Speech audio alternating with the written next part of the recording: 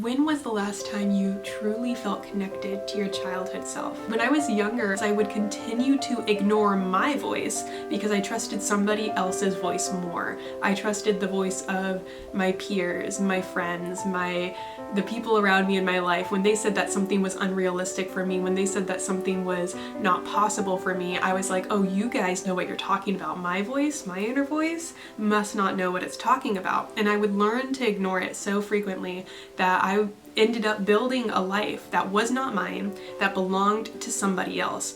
And there comes a time in life whenever you just have to wake up and realize that this is not your life, and you have the option to change it. You always have agency in your life. Life is not something that happens to you, it's something that you happen to. It's something that you build. You are an active person in your life with your own hands, in your own Lego set, building it up. Hello and welcome to my humble abode. Today we are talking about the journey of losing your way and finding your way. So this comment says, after your tough period in your last job, how did you find your way back to creativity? I'm in a similar situation with a full-time job right now that absolutely drains me. I'm really worried that I won't be able to find my creativity back, even if I go part-time. Something that I think is really important to remember is your creativity will always be part of you. And before you try to write me off and say, well, I'm just not a creative person. I used to be creative, but I can't find creativity in myself anymore. I want you to imagine yourself as a child. Imagine the things that lit you up with joy, that you found the most intrigue in, that allowed you to be the most curious and optimistic version of yourself. The thing is, when we grow up, we often encounter situations and experiences that convince us that our optimism just isn't realistic. It can feel safer to always be looking for the worst case scenario. It can allow you to think you have security if you are always preparing for the worst. But in reality, all that does is it limits the amount of emotion you're allowing yourself to experience. It limits your perceptions and observations of the world. I remember when I was a teenager, I feel like I had the most amount of courage and belief in myself. When I was around 16 or 17 years old, I organized an entire art show for my high school graduating class by going to several different restaurants and just saying, hey,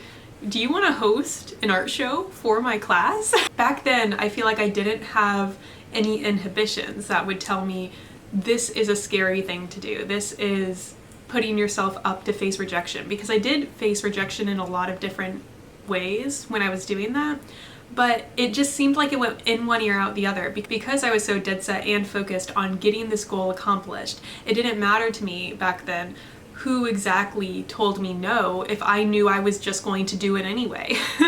And that's the thing, when we grow up and we become adults, we often put so much weight on a single person's opinion, or we put so much weight on a single person's acceptance or rejection of us. And a lot of that is our own confirmation bias. We are already walking into the situation expecting rejection, expecting them to say no. And so when we get one person that says no, when we get 2 people, 3 people that say no, it's really easy for us to say, oh, see, I was right. And isn't that so comfortable to feel right about the world? It's that commitment to certainty, that commitment to wanting to feel safe in knowing what's going to happen, that is always going to hold you back from being able to expand. As I sit here recording this, I am remembering reading Big Magic earlier this week. Big Magic is a book by Elizabeth Gilbert that talks about how to engineer your creative life so that you're able to live in the most free way possible. In the book Big Magic, she talks about the concept of inviting fear along with you on the journey. Fear will just always be there. We hear it often enough, right? We hear that courage is not never being afraid, but doing it despite the fear, right? But I think it goes a step farther than that. It was really interesting, this concept in Big Magic, where she talks about how fear and creativity are like conjoined twins. They are born together and they can never be separated. Because to be creative is to walk into the unknown. It's to explore, and it is the most natural thing for us to be afraid of exploring. And that comes from a survival instinct. It comes from being a human on this earth, needing to stay alive and needing to know if the rustling behind the bush is a snake that's trying to eat you. So it makes sense that our survival instincts, when we're walking into the unknown, that we might be a little uncomfortable, right? The most important thing is to never give into that discomfort as if it were truth, because that will just always put you in a box from which you can never escape. There's another quote that I like a lot, and it talks about how we are all in cages with the door open. Isn't that so interesting to think that you can get out of your cage at any point you want? You can walk out and become the person that you've always wanted to be. Your creativity is like a well. You put your bucket into the water, you draw water from the well. There can come a point in your life where when you put the bucket down and do the little rope thing to make the bucket go back down, there can come a time when you pull it up and it's empty. In times like this, it's important to fill up your well, to find things that excite you. Creativity is a lot like a child, like needing to learn and be curious about the world. It's not something that you can force.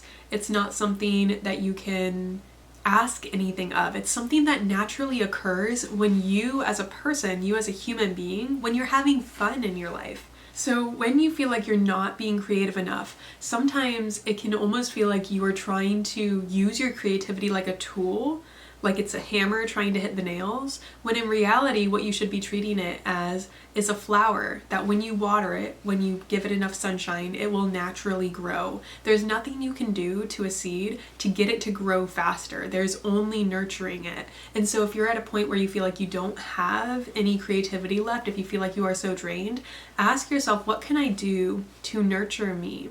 Maybe this is making sure that you're eating enough, drinking enough water, finding something that lights you up with joy and spending time with that thing, whether it's a pet, a loved one, going on a walk. I know that for myself, when I was at my least creative, it was a couple years ago when I was working a corporate 9-to-5 job. I was working in property management, and it's so strange to me to think back at this time too, because for me, I wouldn't in that moment have recognized it as burnout or lack of creativity, because on the outside I was pretty successful. On the outside I was showing up to work every day, hitting my deadlines, my goals. I seemed pretty successful.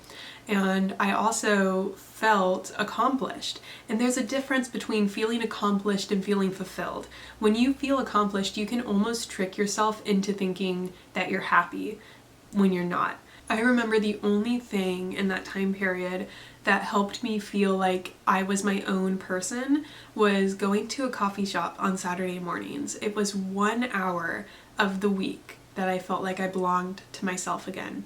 Every single other hour of that day, I belonged to somebody else. I was their tool to use for whatever they found useful. And during that 1 hour, I would bring a book, I would get a cup of coffee, and I would sit there at the coffee shop. I remember the door opening, the door closing. I remember the art on the shelves. I remember the baristas. I remember the sounds. I remember the people that would sit at the tables. Occasionally there would be a dog, a cute little golden retriever that would come by and sit by their owners by the table. And I just remember that time for 1 hour alone feeling very present in a way that I had not been present in the rest of my life, you know? The rest of my life was carrying out the motions, just doing what I had to do to get by, doing what I had to do to feel like I was accepted by other people, to feel like other people saw me as accomplished or successful, when in reality what I wanted to do was something so risky that people would look at me with questions in their eyes, not understanding why I wanted to become an artist. And it's easy, 2 years down the line, seeing some success in my art business, for these people now to support me. But in the moment, that wasn't the case. In the moment, it was them sending me random job offers to other things. It was them just quietly not talking about it because they were worried if they talked about it that I wouldn't have good news and that it would be awkward. In that in-between stage of trying to leave something I knew did not fulfill me and starting something brand new that I had no idea how to do yet, I had to find myself. And what I did for 30 days of this transition. So I left my corporate 9 to 5. I had 30 days where I was unemployed before finding another job for supplemental income. So during those 30 days, I said yes to any single little thing that I wanted for myself. And in saying yes to myself instead of other people for the first time in my life, it was me practicing nurturing myself again. If you are feeling like you are so drained, you don't know where your creativity is anymore, it is time to say yes to yourself again. It is time to look at your environment and ask, what can you do to make things just a little bit more comfortable, a little bit more happy, a little bit more feeling like you, even if it's something as simple as redecorating. And by redecorating, I don't mean spend all your money going and buying a bunch of stuff, but rather moving your couch from one side of the room to another, or going on Facebook Marketplace for free or cheap items to bring into your home, DIYing stuff, something that makes your life feel a little bit more like you. And you don't have to start with a full room. What I like to do is start with just one corner. I call it my cozy corner. And that's very sustainable, very easy to do, right? If it's just one corner of your room that belongs to you again. And a lot of times this is what you have to do for your life too.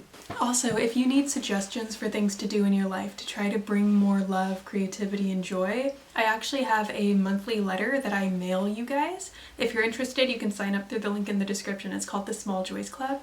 And if you sign up for the longer letter tier, I actually include journal prompts and exercises for how to enjoy your life more, which will help wake up your inner creativity, because all your inner creativity is an inner child looking to play more. This letter will help give you some suggestions and guidance for how to invite more play, more joy into your life. It can feel hard to completely rewrite your life, not knowing what to do initially. And it's this looking at a massive list of things, looking at a massive pile of stuff that is not working, that can feel so overwhelming. And in those moments, it's really important to start with just one small attainable thing and to let yourself feel loved and celebrated for accomplishing that one sustainable thing. During those 30 days of only saying yes to myself, I did things like I went to the gym for the first time in a really long time. My apartment complex has this free gym, so I just went there and I went and walked on the treadmill and played my favorite music. It can be as simple as that. I went into the leasing office where they have a free little Keurig coffee thing, and I made myself a free little Keurig coffee cup, you know? It can be so small. I slept in as late as I wanted to sleep in for. I played games that I hadn't let myself play for a really long time because I felt like it was too frivolous or it wasn't important enough to be a priority. And that's the thing. Sometimes we can trick ourselves into thinking that our enjoyment isn't important enough to treat as a priority, but I really want to challenge you on that. Are you not important enough to treat as a priority? Or is that something that other people have told you before? I think you would be very surprised at the ripples that might happen in your life when you start to treat your own nurturing, your own self-care as a serious priority, as much a priority as the other things in your life. I remember once I knew someone who told me a story about how they were babysat by their cousins frequently, and whenever they were a kid, like 6, 7 years old, they would constantly be wanting things, as children do. And they would say that they wanted things. They would say things like, oh, I want to watch TV. Oh, I want this. Oh, I want that. Oh, I want that. And their cousin would say, it's good to want things. It builds character. And it's kind of like a silly, cute, goofy thing to say, to tell a toddler that no, you can't watch TV right now. But I couldn't help but feel the absolute truth that rings in that statement, that wanting things builds character, because when you want things, it's kind of like proving that you exist. I don't know if you relate to this at all, so tell me if I'm crazy in the comments or if you also have felt like this, but when I was growing up, I frequently got the message that wanting things was bad because wanting things meant that you were discontent with what you had already. And so when I felt the desire, when I felt like I wanted something for myself, for Jennifer, it felt like I had to immediately shut that thought down because I wasn't allowed to want things. But whenever I heard that it's good to want things, it builds character, it reminded me, it just kind of shook me about how real it is that when you want things, it proves that you exist in the world. Your creativity is a natural indication of you existing in the world as well. And it's closely tied with wanting things in the world, because when you create things, it's an expression. There's no way to bring something into existence without first experiencing the desire, right? And sometimes we feel blocked. We feel blocked where our desire is. We feel like when we want things, it's bad. Like when you hear that voice, I want, you gotta shut it down. You have to silence it. But what we don't realize is by shutting down that I want voice, we are also shutting down our intuition, our desire to explore, our desire to see things be made in the world, our desire to exist in this world, as if we don't have the same right to exist as somebody else. In this feeling of like servitude towards other people, which is something that can frequently happen for, especially if you're the type of person to find yourself working a day job that is super unfulfilling. Because for me, my day job, I chose that job because it helped me feel like other people respected me.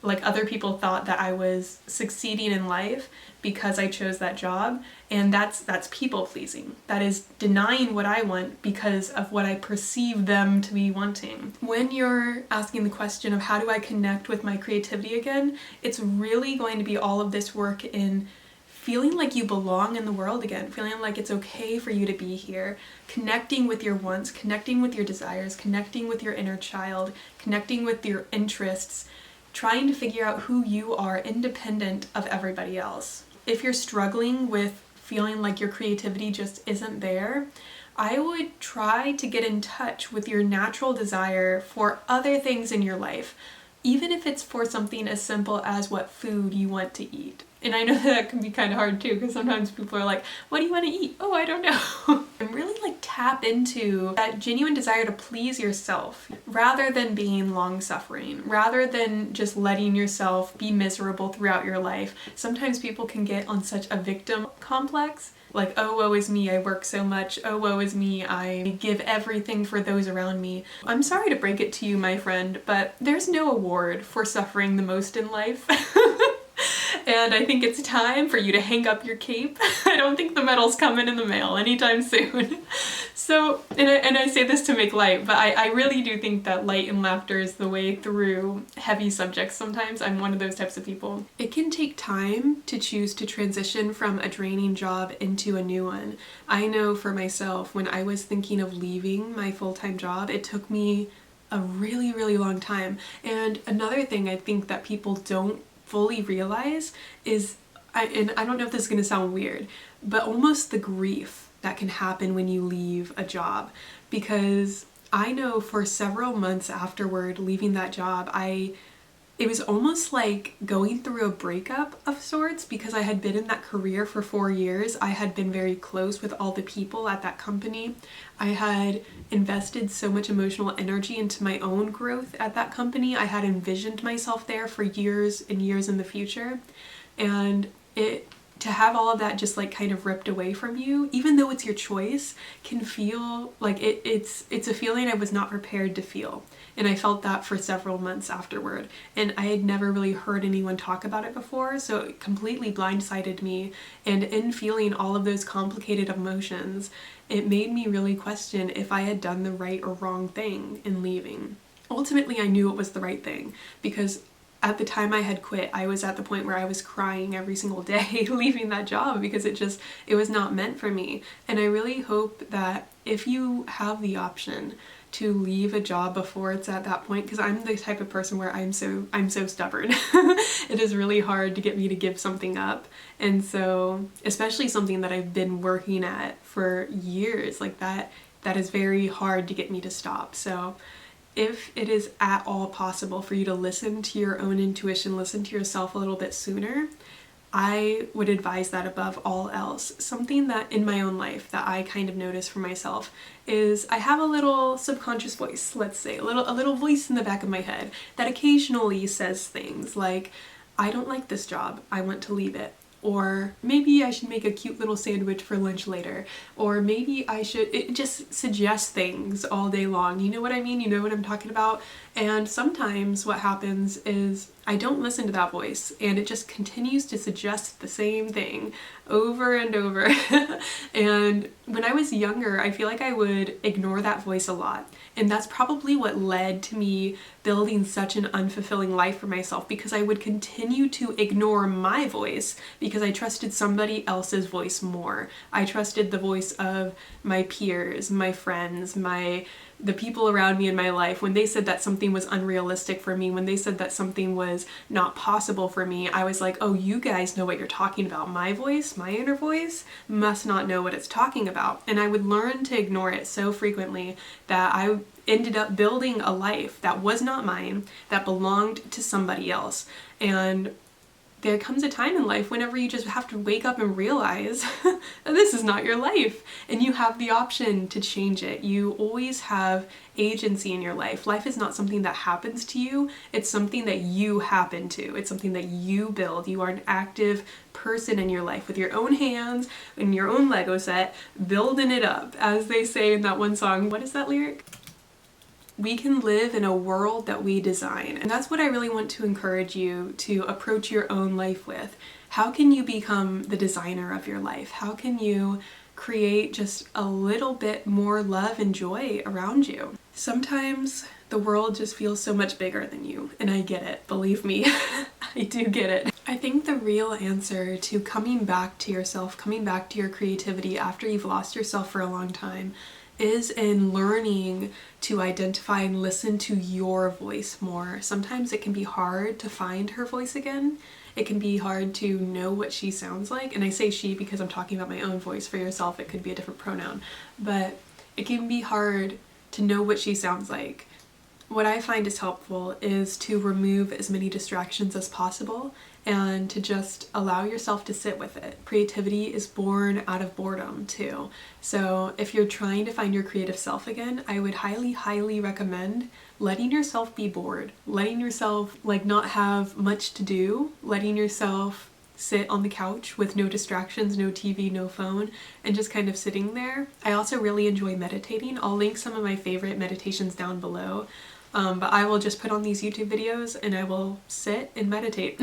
It's funny because I was actually talking about meditation with my sister earlier this week, and she mentioned how she finds meditation like a waste of time or boring, even though she knows it's not. Like she gets that it works for some people, but for some reason when she's trying to sit there meditating, the only thing she can think is, this is a waste of time. And my response was, okay, this is gonna sound a little strange perhaps, but I feel like time is relative. Time is relative to how we're experiencing the world, and because of how fast-paced social media and the internet is these days, it in turn makes us want to rush. It makes us want to run as fast as we can. And when I meditate, it helps me remember to come back to the slowness of life. When I am meditating and I hear like the hurried, rushed voice in my head saying, oh, I have to go do this thing, oh, this other thing is very important, I kind of imagine that rushed voice underwater. So like it's like a person underwater saying that, and I am sitting there above the water just kind of watching it happen, like, oh, how interesting that they think they have somewhere to be right now. Because they don't. I don't. I shall sit and meditate forever. Anyway. But I just find meditation to be very helpful for trying to find and connect with your creative self again, because genuinely I believe that creativity is the well of water within yourself that returns to you when you remove enough distractions, when you have stopped taking from yourself, stopped pouring yourself out, and instead start to fill yourself up with the things that matter most to you in life. Finding your way back to your creativity can feel hard. It can feel like a daunting task.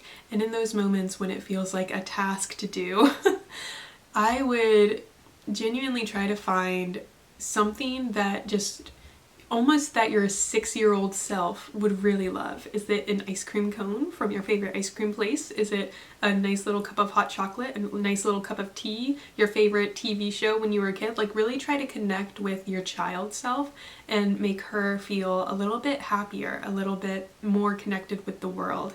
Because a lot of times as we grow up, we learn to neglect our inner child, and it's our inner child that has the strongest hand in our creativity. We never want to grow past a point where we lose touch with our child self. That's why so many famous artists talk about reconnecting with the child self. One of my favorite movies of all time is called The Little Prince, and if you haven't seen it, it's time for you to go watch it because it's my favorite movie. But it talks about how one of the main characters is a kid, and they are very afraid of growing up. They don't want to grow up and forget what it's like to be a kid and having fun. One of the sayings that keeps coming back in the movie is, growing up is not the problem. Forgetting is. It is not a problem to grow up past being a kid. It is a problem, though, to forget your childhood, to forget what it feels like to be a kid. And oh my gosh, if you're struggling with your creativity right now, I cannot recommend it enough. Go watch The Little Prince right now. It's a Netflix original movie, so I'm not sure if it's still on Netflix. I remember I purchased it, and I don't purchase movies a lot. I think I owned like 2 movies, and it's The Little Prince and Alice in Wonderland, Tim Burton version, so from like 2010 or something like that. Those are my thoughts and opinions. I'm really curious to hear your perspective on what it feels like for you to reconnect with your creativity again. Do you have any favorite self-care exercises that you do? And I'm also curious to hear your journey. When was the last time you truly felt connected to your childhood self? And if you've made it this far, I can't help but tell you, I think that there's a really cool thing that you would enjoy, the Small Joys Club. It's where I mail out a letter and an art print every single month to help you remember the small joys in life. And I don't know, I think that you would really like it, especially if this kind of video is your vibe. In the long letter, the full letter tier, I include journal prompts and exercises to help you appreciate life more. So if that is something that suits your fancy, highly recommend you check it out, link in the description. As always, spending any amount of time here on this channel with me is a gift. I really do consider it a gift, and for that, this humble artist says thank you. My love made me a vanilla latte this morning. I always have my Nespresso lattes. I ran out of coffee. Does anyone say coffee like that? I don't know why I do, but I do. But if you didn't notice, I have a little rainbow and then I have a rain cloud. I think that we are kindred spirits, in which sense I think that you would get it. Anyway, I will see you guys next time.